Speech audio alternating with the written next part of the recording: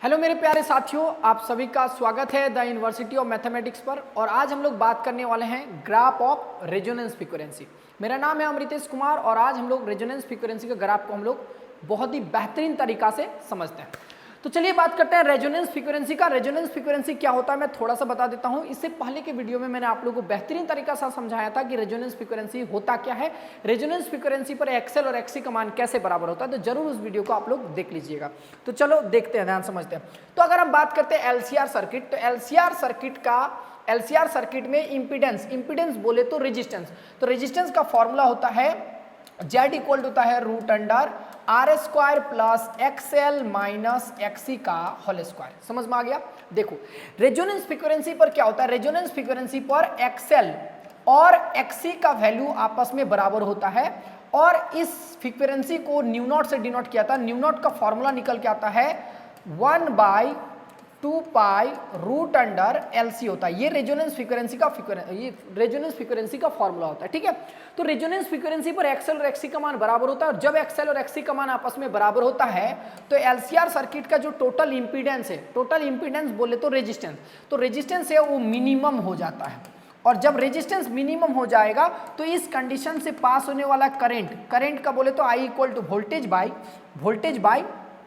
Voltage by impedance यानी कि E by Z, इसका वैल्यू क्या हो जाएगा, मैक्सिमम हो जाएगा इस कंडीशन पर। क्या बात समझ में आया। देखो रेजोनेंस फ्रीक्वेंसी पर एक्सएल और एक्सी का मान बराबर होता है और जब एक्सएल और एक्सी का मान बराबर होगा तो एलसीआर सर्किट का इंपीडेंस क्या हो जाएगा, मिनिमम हो जाएगा। और इस सर्किट से पास होने वाला करंट क्या हो जाएगा, मैक्सिमम हो जाएगा। इसी को कहा जाता है रेजोनेंस फ्रीक्वेंसी। क्लियर है। रेजोनेंस फ्रीक्वेंसी का फॉर्मूला ये रहा। तो जो एक्सएल और एक्सी होता है वो फ्रीक्वेंसी पर डिपेंड करता है, अल्टरनेटिंग करंट के फ्रीक्वेंसी पर डिपेंड करता है। अगर हम बात करें एक्सएल का फॉर्मूला, तो एक्सएल का फॉर्मूला होता है 2 पाई न्यू होता है। ठीक है, और अगर हम एक्सी का फॉर्मूला बात करें तो होता है 1/2 पाई न्यू और इंटू क्या होता है, देखो यहाँ होता है एक्सएल का formula 2 pi new into L होता है और एक्सी का फॉर्मूला होता है 1/2 पाई न्यू और इंटू क्या होता है, बोलो सी होता है। आपको ये सारा टर्म याद रखना पड़ेगा, तभी आपको बढ़िया से रेजोनेंस फ्रीक्वेंसी का ग्राफ समझ में आएगा। बात समझ में आ गई। अब देखो जैसे जैसे न्यू बदलेगा तो एक्सएल का वैल्यू भी बदलेगा। अब ये डायरेक्टली प्रोपोर्शनल है, यहाँ समझ में आ रहा है कि एक्सएल जो है, XL is directly proportional to nu, और यहाँ एक्सी जो है, XC is inversely proportional to nu है। बात समझा। मतलब जब न्यू का वैल्यू बढ़ाएंगे, न्यू मतलब फ्रीक्वेंसी, ठीक है, तो जब फ्रीक्वेंसी बढ़ाएंगे तो एक्सएल का वैल्यू बढ़ेगा। एक्सएल मतलब कॉइल का रेजिस्टेंस, तो एक्सएल का वैल्यू बढ़ेगा। लेकिन जैसे न्यू को बढ़ाएंगे तो एक्सी का वैल्यू क्या होगा, घटेगा। ठीक है, अब ध्यान से समझना।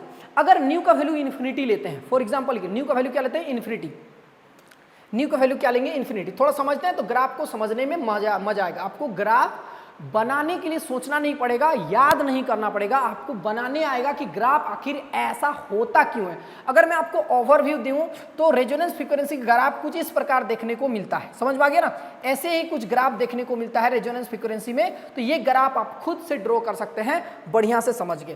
तो देखना पूरी तरह से, पूरा लास्ट तक देखना तो ही समझ में आएगा बढ़िया से। देखो अब क्या करना है, ध्यान सुनो। जैसे जैसे न्यू को बढ़ाएंगे, देखो जब हम न्यू को बढ़ाएंगे, देखो एक्सएल का फॉर्मूला एक बार और लिखते हैं तो याद कर लो। एक्सएल का फॉर्मूला होता है 2 pi nu R into L.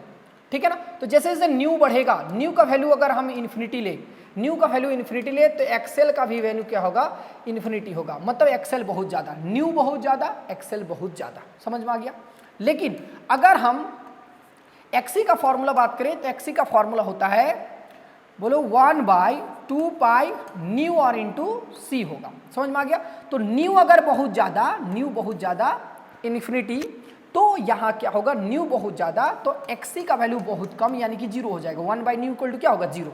अब इसको समझने के लिए देखो, ध्यान सुनो, इस ग्राफ को ड्रॉ करने के लिए हम लोग एक छोटा सा वैल्यू ले लेते हैं ताकि समझ में आए बहुत ज्यादा। ठीक है, तो छोटा सा वैल्यू लेते हैं। इन्फिनिटी का मतलब मान के चलते हैं कि इसका वैल्यू हम 10 लेते हैं। इसका वैल्यू क्या लेंगे, बोलो 10। और इसका वैल्यू क्या लेते हैं, बोलो 0। इसका वैल्यू क्या लेते हैं, बोलो 0। यही ना है। देखो जब न्यू बहुत ज्यादा तो एक्सएल बहुत ज्यादा, न्यू बहुत ज्यादा तो एक्सएल बहुत ज्यादा, एक्सएल बहुत ज्यादा मान लो एक्सएल यहाँ है, और न्यू बहुत ज्यादा तो एक्सी बहुत ही क्या है, कम है। मतलब यहाँ एक्सी है, एक्सएल यहाँ है। बात समझ में आया। अब जैसे जैसे न्यू को घटाएंगे तो एक्सी का वैल्यू घटेगा, न्यू को घटाएंगे तो एक्सी का वैल्यू घटेगा, न्यू घटाएंगे तो एक्सी का वैल्यू क्या होगा, घटेगा। बात समझ में आए। लेकिन जैसे ही यहाँ न्यू को घटाएंगे तो एक्सी का वैल्यू क्या होगा, बढ़ेगा। क्या ये बात समझ में आया। देखो न्यू को घटाएंगे तो एक्सएल का वैल्यू घटेगा, ठीक है, समझ में आ रहा है? ध्यान कहाँ है तुम्हारा? इधर देखो। तो जो न्यू है, न्यू को घटाएंगे तो एक्सेल का वैल्यू घटेगा, ठीक है। न्यू को जब बढ़ाएंगे, सॉरी न्यू को जब घटाएंगे तो एक्सी का वैल्यू क्या होगा? बढ़ेगा। तो धीरे धीरे एक्सेल, देखो न्यू घटाएं तो एक्सेल धीरे धीरे घटा, एक्सेल घटा, एक्सेल घटा, लेकिन एक्सी धीरे धीरे बढ़ा बढ़ा बढ़ा बढ़ा, ये एक्सेल घटा, एक्सेल घटा, एक्सेल घटा, एक्सी बढ़ा, एक्सी बढ़ा, एक्सी बढ़ा, एक्सेल घटा, एक्सेल घटा, एक्सेल घटा, एक्सी बढ़ा, एक्सी बढ़ा, एक्सी बढ़ा, एक्सेल घटा, एक्सेल बढ़ा। और एक ऐसा टाइम आएगा जब दोनों आपस में क्या हो जाएगा? बराबर हो जाएगा। और जब दोनों बराबर हो जाएगा तो इसी को कहा जाता है रेजोनेंस फ्रीक्वेंसी। अभी जैसे कि समझाए थे कि एक्सेल और एक्सी का मान क्या होता है? बराबर। तो जब एक्सेल और एक्सी आपस में बराबर हो जाएगा तो उसे हम कहते हैं रेजोनेंस फ्रीक्वेंसी, और इसको किससे डिनोट करते हैं? न्यू नॉट से डिनोट किया जाता है। और न्यू नॉट का फॉर्मूला ये रहा, nu not equal to 1/2 pi into root under LC होता है, ठीक है। इसका मैंने आप लोग को अलग से वीडियो बना दिया, आप लोग जाके वो देख सकते हैं, बढ़िया से समझ सकते हैं, ठीक है, इसका डेरिवेशन, ठीक है। तो अब इसके ग्राफ को समझते हैं बढ़िया से। चलो, तो अभी हम एक चीज समझा दिए कि जब हम न्यू को बढ़ाएंगे, मेरे बात सुनना, पूरे ही केस में ध्यान रखना, न्यू को हम लोग ग्राफ जब बनाएंगे तो ग्राफ में हम क्या करेंगे? न्यू को धीरे धीरे बढ़ाएंगे, बाद में समझा देंगे कि कहाँ किस तरह बढ़ रहा है और किस तरह घट रहा है, ठीक है। ध्यान सुनो, याद रखना, जब ग्राफ ड्रॉ करेंगे तो न्यू को हम धीरे धीरे क्या करेंगे? बढ़ाएंगे और ग्राफ को ड्रॉ करेंगे, ठीक है। देखो अब आगे समझना, हम क्या समझाएं कि जब एक्सेल में न्यू को धीरे धीरे बढ़ाएंगे तो एक्सेल का वैल्यू बढ़ेगा, बात समझ में आ गया। और एक्सी का वैल्यू क्या होगा? घटेगा। समझ में आ गया? एक्सी का वैल्यू क्या होगा? घटेगा।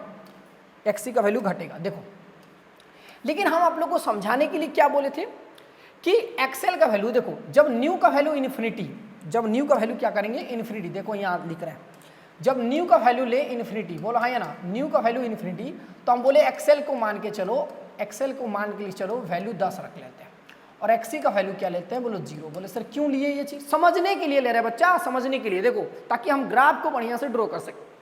तो न्यू का वैल्यू इन्फिनिटी, तो एक्सेल बहुत ज्यादा, एक्सेल बहुत ज्यादा मतलब 10, और एक्सी बहुत कम।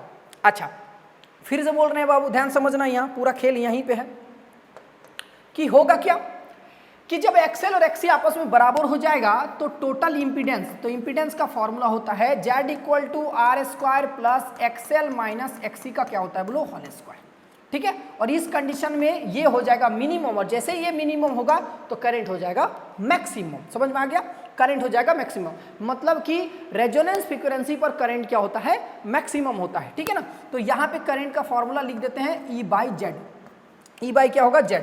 चलो अब ग्राफ को ड्रॉ करते हैं, यहाँ से ध्यान समझते हैं। अब ग्राफ को बनाना स्टार्ट करते हैं। हम बोले कि ग्राफ में हम लोग धीरे धीरे न्यू को क्या करेंगे? बढ़ाएंगे। न्यू से यहाँ से ध्यान मत दिला, सिर्फ ग्राफ को ध्यान देना। समझ में आ गया कि ग्राफ कैसे ड्रॉ हो रहा है।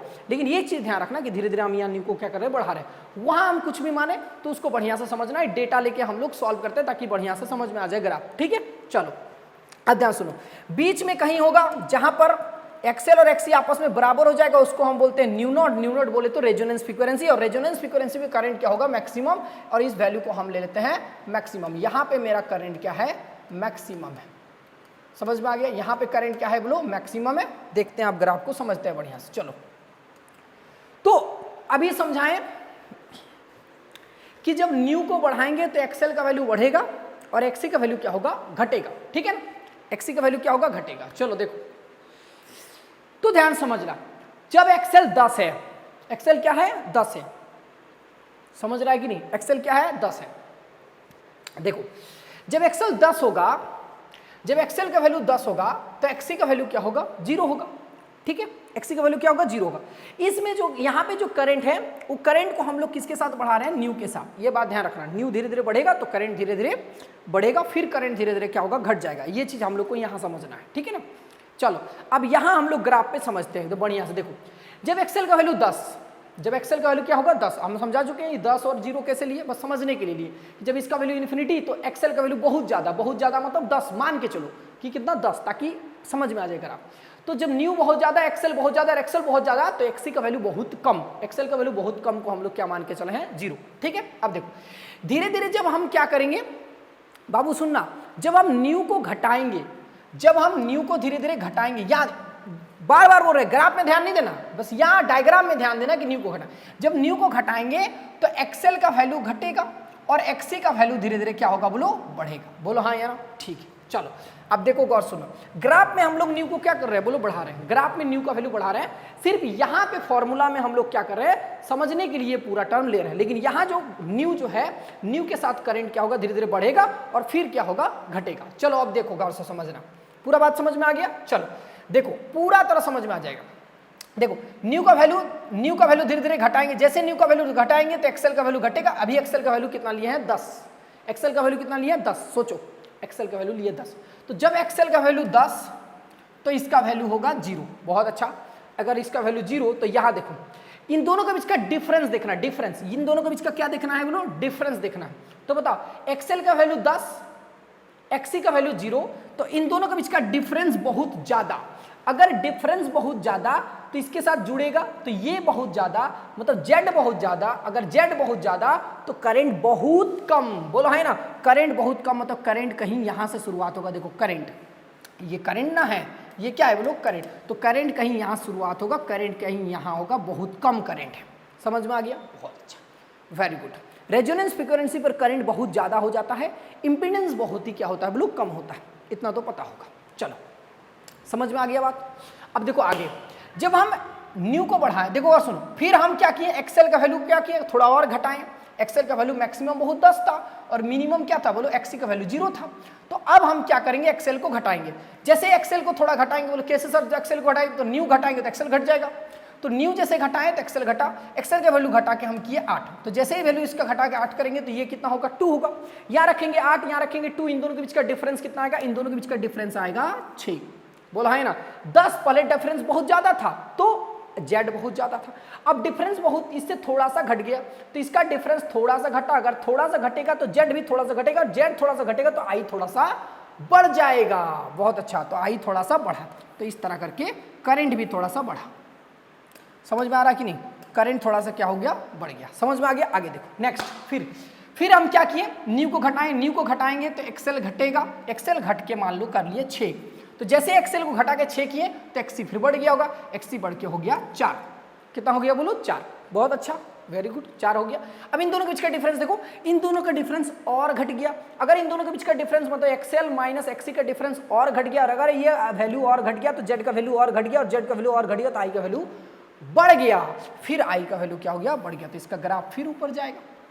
समझ में आ गया, ग्राफ ऊपर आया, करंट बढ़ा, ठीक है। आगे देखो, फिर हम क्या किए, एक्सेल को फिर बढ़ाएं। बोले सर कैसे बढ़ाएं, एक्सेल का वैल्यू यहाँ देखो घटा रहे हैं, एक्सेल का वैल्यू और कैसे घटेगा, न्यू को घटाएंगे तो एक्सेल घट जाएगा, तो घटा के कर दिए, इसका वैल्यू हो गया 5, तो जैसे वैल्यू इसका 5 आएगा तो इसको भी वैल्यू क्या होगा, इसका बढ़ के इसका वैल्यू हो जाएगा 5, और इसी को कहा जाता है रेजोनेंस फ्रीक्वेंसी, क्योंकि दोनों आपस में आ गया है बराबर। जब ये दोनों बराबर हो जाएगा तो ये टर्म हट जाएगा, हट का मतलब ये पूरा रेजिस्टेंस खत्म, ये अगर रेजिस्टेंस खत्म तो जेड का वैल्यू सबसे कम, जेड का वैल्यू जो है इन्हीं दोनों पर डिपेंड कर रहा है। अब यही दोनों खत्म हो गया, कट के 0 हो गया, मतलब क्या हो गया कि एलसीआर सर्किट का टोटल इंपीडेंस, टोटल रेजिस्टेंस क्या हो गया, मिनिमाइज्ड हो गया, कम हो गया है। अगर सबसे कम जेड का वैल्यू सबसे कम, अभी इस वक्त जो है जेड का वैल्यू सबसे कम होगा, जेड का वैल्यू सबसे कम किसके बराबर होगा, जेड इक्वल टू आर के बराबर होगा इस कंडीशन में। तो इस कंडीशन में जेड का वैल्यू सबसे कम है, अगर जेड का वैल्यू सबसे कम तो करंट का वैल्यू सबसे ज्यादा, करंट पीक पर पहुंच जाएगा, तो ये करंट बढ़ के कहां पहुंच गया, पीक पर। तो ये करंट यहां से बढ़ा, यहां से बढ़ा बढ़ा बढ़ा बढ़ा और ये ग्राफ आ गया यहां तक। पूरा समझ में आ गया, बहुत अच्छा, वेरी गुड, क्लियर है। फिर क्या करते हैं, और जेड को और एक्सेल को घटाते हैं, एक्सेल को घटा के करते हैं 4, तो जैसे 4 घटा करेंगे तो एक्सी बढ़ेगा। एक तरफ क्या बोलते हैं, एक्सेल घटता है तो एक्सी बढ़ता है। अब यहां तक पहुंच चुका था, 5 पे आ गया, फिर क्या किए हम, बोला है ना एक्सेल को और घटाएंगे तो एक्सी और बढ़ेगा। बहुत अच्छा, वेरी गुड। अब हम एक्सेल को घटा के 4 कर दिए तो एक्सी बढ़ के कितना हो जाएगा, 6। अब इन दोनों के बीच का डिफरेंस देखो बाबू, फिर इन दोनों के बीच का अच्छा, अभी तो इन दोनों के बीच का डिफरेंस कितना आ चुका था, 0 आ चुका था। 0 जब आया था इन दोनों डिफरेंस, तो जेड का वैल्यू क्या होगा, सबसे कम, और जेड का वैल्यू सबसे कम, तो करंट का वैल्यू सबसे ज्यादा, मतलब ये पहुंच गया था पीक पर। समझ में आ गया, बहुत अच्छा। अब आगे देखो, फिर एक्सेल को घटाए, एक्सेल को घटा के 4 कर दिए, ये बढ़ा 6 हो गया। इन दोनों के बीच का डिफरेंस कितना है, इन दोनों के बीच डिफरेंस आ गया 2। अगर इन दोनों का डिफरेंस थोड़ा, अभी देखो खत्म हो गया था डिफरेंस, अब ये थोड़ा सा डिफरेंस और आ गया, डिफरेंस आएगा मतलब जेड का वैल्यू अब बढ़ा, घट के क्या हो गया, मिनिमाइज हो गया था। अब धीरे धीरे फिर जेड का वैल्यू क्या होगा, बढ़ना चालू हुआ। जेड का वैल्यू जैसे ही बढ़ेगा, जेड का वैल्यू जेड बढ़ेगा तो आई का वैल्यू घट जाएगा, आई का वैल्यू घटेगा मतलब पीक पर पहुंचा था अभी करंट, अब करंट थोड़ा सा घट जाएगा, तो करंट यहां से घटना चालू, घट गया। बहुत अच्छा, नेक्स्ट देखो, फिर हम एक्सेल का वैल्यू और बढ़ाएं, सॉरी घटा रहे हैं, एक्सेल का वैल्यू और घटाएं, घटा के क्या कर दिए बोलो 4 से हम कर दिए 2। तो जैसे 4 से 2 करेंगे तो एक्सी का वैल्यू बढ़ के हो जाएगा 8। इन दोनों का बीच का डिफरेंस कितना हो गया 6, मतलब अब जेड फिर बढ़ गया। बोले सर ये दोनों डिफरेंस बढ़ा तो जेड बढ़ा, और जेड बढ़ा तो आई फिर घट गया। ओहो, आई थोड़ा और घट गया, घट के नीचे आ गया। बोलो हाँ या ना, ये करंट और घटा। बात समझ में आ गई। नेक्स्ट देखो आगे, बहुत अच्छा। अब क्या किए, अब एक्सेल को घटा के हम कर दिए 0, एक्सेल को घटा के कर दिए 0, मतलब न्यू 0। समझ में आ गया, न्यू 0 तो यहाँ एक्सेल 0 हो जाए, एक्सेल 0 तो एक्सी बढ़ के मैक्सिमम हो गया कितना 10। ओहो, इन दोनों के बीच का डिफरेंस सबसे ज्यादा, फिर इन दोनों के बीच का डिफरेंस सबसे ज्यादा, मतलब जेड बहुत ज्यादा तो आई बहुत कम, और ये ग्राफ आ जाएगा नीचे। और यही ग्राफ होता है रेजोनेंस फ्रीक्वेंसी। और ये देखो, इस फ्रीक्वेंसी को क्या कहा जाता है बोलो, न्यू नॉट कहा जाता है। इसी फ्रीक्वेंसी को क्या कहा जाता है बोलो, न्यू नॉट। इस फ्रीक्वेंसी पर करंट क्या होता है, करंट हो जाता है मैक्सिमम, है ना, करंट क्या हो जाएगा मैक्सिमम, और यहां पर जेड का वैल्यू क्या होगा, मिनिमम होगा, सबसे क्या होगा बोलो, कम होगा। ठीक है, यहां पर जो होता है इसको हम बोलते हैं न्यू 1 और इसको हम बोलते हैं न्यू 2। बात समझ में आ गई। इन दोनों के बीच का डिफरेंस को हम लोग कहा जाता है एक्सएल माइनस एक्सी। क्या कहते हैं बोलो, एक्सएल माइनस एक्सी। समझ में आ गया, एक्सएल माइनस क्या कहते हैं बोलो, एक्सी। ये एक्सएल माइनस एक्सी जो है न्यू के साथ क्या हो रहा है, न्यू के साथ ये एक बार बढ़ रहा है, धीरे धीरे करंट को बढ़ा रहा है, और फिर धीरे धीरे करंट को क्या कर रहा है बोलो, घटा रहा है। ये पूरी तरह से आप लोग को ग्राफ समझ में आ गया होगा। और ये जो रेजोनेंस फ्रीक्वेंसी का जो ग्राफ होता है, ये ग्राफ बहुत ही शार्प होता है। क्या होता है बाबू, शार्प होता है, याद रखना। क्या होता है बोलो, शार्प। मतलब एक्चुअल में अगर इसका ग्राफ देखा जाए तो इसका ग्राफ कुछ इस तरह देखने को मिलता है, इसका ग्राफ कुछ इस तरह देखने को, इस तरह बहुत शार्प होता है। ठीक है ना, याद रखना, ये ग्राफ बहुत ही क्या होता है बोलो, शार्प होता है। ठीक है, इसको हम बोलते हैं रेजोनेंस फ्रीक्वेंसी न्यू नॉट।